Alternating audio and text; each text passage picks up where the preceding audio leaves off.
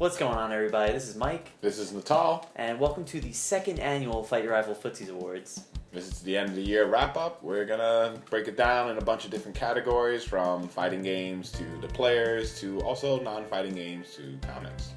We got a lot to cover, but we're going to start where Fight Your Rival all began, and that is the fighting game community. A lot of great things happened in the FGC this year, lots of great events, lots of great players that stood out, and we're just going to recap our favorites of things that we thought were really awesome in the FGC. And our very first category is Player of the Year. Well, I think it's safe to say that Player of the Year definitely goes to Justin Wong. Easily. You could qualify for Player of the Year just about any year. You know, one of the best fighting game players overall. But he had a really awesome 2013. He had one of the most exciting matches of Evo 2013 in Marvel. Yes. And on top of all that, he won Microsoft's National Killer Instinct Tournament, which probably won him a ton of money, but also really helped put the FGC in the forefront. So shout out to Justin Wong for kind of being that link into the mainstream and being a great player. And a huge shout out to Angelik as a runner-up, because if anyone watched Evo 2013 and watched Marvel, his really unique Shumagarov team that he absolutely dominated with was just super exciting to watch. And I hope we see more players like him that really change the game and offer something different. And we've got all these great players all over the world, and when they get together, it's bound to create unforgettable fighting game events. So what was your favorite fighting game event, 2013? It's a tie. No, not really. I changed my mind. It's not really a tie. It's definitely Evo 2013. Yeah. But Winterbrawl 7 was really good as well. Yeah, I'm in the same boat. Just as an attendee and as going there as Fight Your Rival, it was just a super hype event. Especially that's usually the dead time of year. Yes. And there was just such sick matches in every game, and that's when Cross Tekken 2013 just came out. So it was great to see one of the rare moments of hype surrounding that game. Great matches with Dominion and Ricky Ortiz and Knuckle Dew, like all these awesome Street Fighter players, and AE as well. Just a lot of standout matches. Sanford finally beating Justin for the first time in forever. Yeah. Him popping off. So Winterbrawl 7 was definitely my favorite of the year. You mentioned a lot of matches just now. A lot of great matches that happened in 2013, which is interesting because our next category is Best Match of the Year. What do you know? Yeah, what do you know? So, Mike, what do you think was the best match of the year? This is another one I think that was pretty much unanimous when we were talking about it. And, we've said Evo a million times, but that's because it is the pinnacle. And my favorite Evo match was the grand finals between Flocker and Justin Wong. Yes. Oh, so good. So good. Especially everything that happened before it. Like, Justin Wong really came back from the losers bracket and climbed all the way to grand finals. It was very impressive. It was a very impressive run from Justin Wong. Yeah, he beat just about every killer in top 8, and then just had really classic comebacks. And he didn't win that overall set. Flocker, shout out, Flocker is the Evo champ. Yeah. But he won so many great matches and had so many great moments. And stuck with the classic Kuma Wolverine team. So he did it his way, and it was just really fun to watch. That's a match that I'll always rewatch. Yes. Because it was it's just what Marvel 3 is all about in terms of hype. And these tournaments could definitely not be held without sponsors and everyone else supporting the whole fighting game community as a whole, whether it is supporting as being a sponsor or is it just attending. So with that, you are an ambassador. And of course, there's tons of ambassadors in the fighting game community, but there only could be one ambassador of the year. Yeah, there's a brand new category for the 2013 Footsies. We really felt like it was important to give a shout out to, not the guys that, there's a lot of great players, but the guys that allow those players to get to where they're at. And the first ever FGC Ambassador Award goes to Tom Lee, Team Ninja. Yes, Tom Lee is fantastic. If you guys don't know who he is, shame on you. You should know he's been at every major, every local tourney, putting out Dead or Alive 5 out there. But not only Dead or Alive 5, but also really supporting the fighting game community. At the Fall Classic, he supported Big E with that Dead or Alive 5 after party, which was really awesome.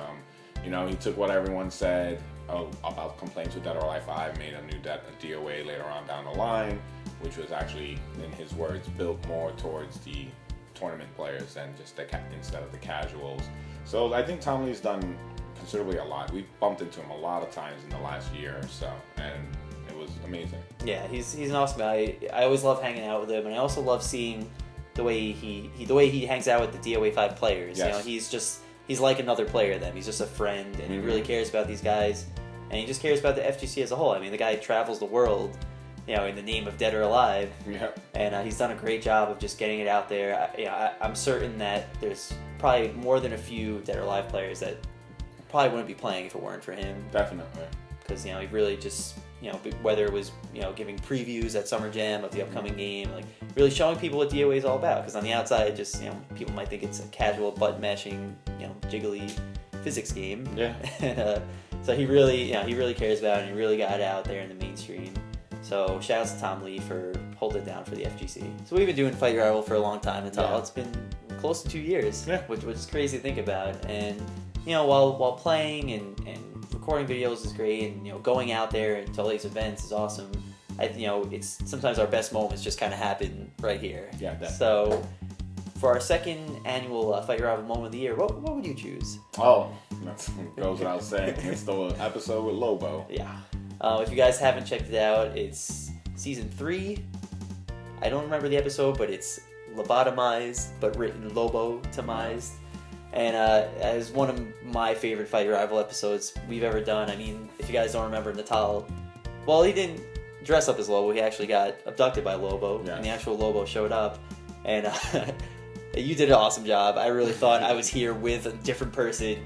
The way you stayed in character that whole episode definitely was my highlight for the year. Yeah, well, I mean, it wasn't that hard to stay in character. I didn't really stray too far from my own personality. So, yeah, it worked out pretty well for everybody. Good thing I have the thoughts of a comic book character.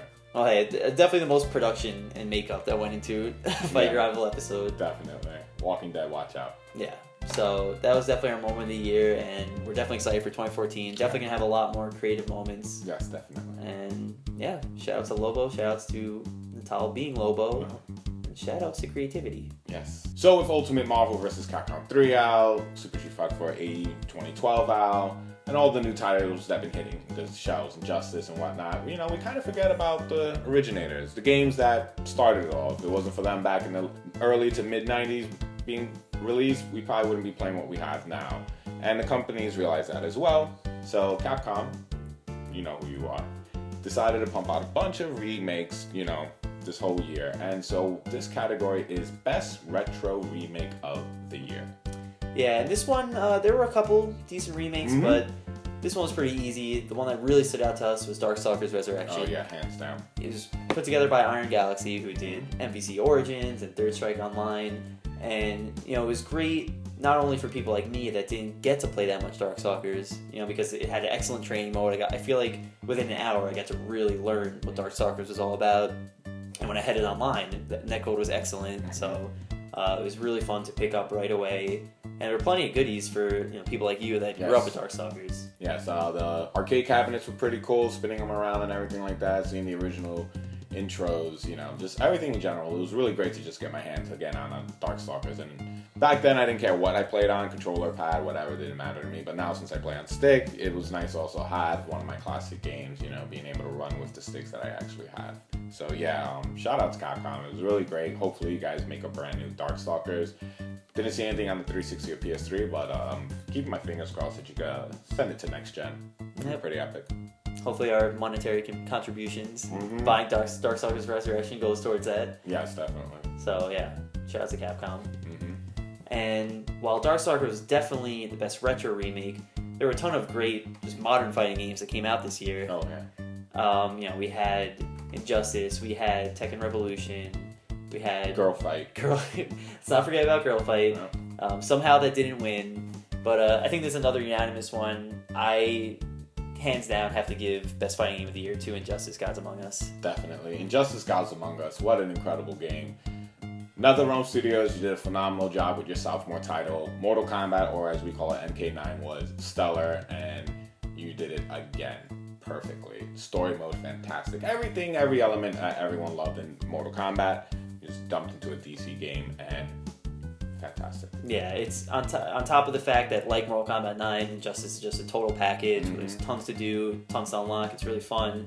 It's also just a great competitive fighting game. Definitely. It's got awesome mechanics like the wager system, which really creates a lot of mind games.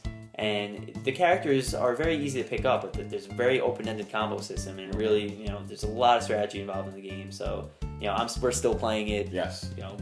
6-7 months after release, and I see myself playing it for a long time. So, Injustice: Gods Among Us is hands down my favorite fighting game of the year. Definitely.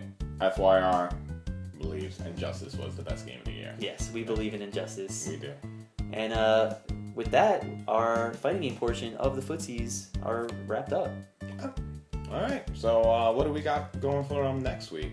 Well, if you guys stay tuned, it's funny we just ended with Injustice because in our next installment of the Footsies Awards, we'll actually be talking about our favorite comic books of the year. Fantastic.